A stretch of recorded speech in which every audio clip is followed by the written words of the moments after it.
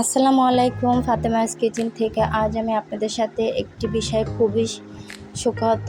আর এই রামিসা যে বাংলাদেশে এমনই একটা বাচ্চা মেয়ের সাথে যে কাজটা হয়েছে, আমার আশেপাশে কত ধরনের কত বাচ্চা আছে, যে বাচ্চাগুলোর আসলে নিরাপত্তা খুবই দরকার। তা কিভাবে তাদের সুরক্ষিত রাখা যায়, কিভাবে তাদেরকে সব সময় আলগিয়ে রাখা যায়, আসলে এই জিনিসগুলো আমাদের মায়েদেরই সব সময় চিন্তায় থাকতে হবে।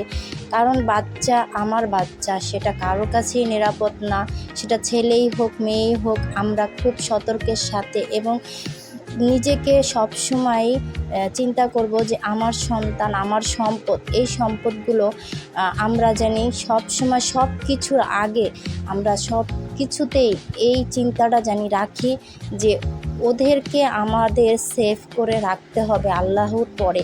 আর সেটা হলো আমরা মা ছাড়া পৃথিবীতে কোনো দিন কারোর কাছে আমাদের বাচ্চা নিরাপদ না। আর সেই নিরাপদ বাচ্চাগুলো একটু একটু করে জানি ঝরে না যায়, সেটা আল্লাহর তরফ থেকে সবসময় আমাদের মায়েদের ইবাদত এবং ভালোবাসা বা সন্তানদের প্রতি যে থাকবে, এবং সন্তানের জন্য আমাদের সবসময় চিন্তা থাকবে।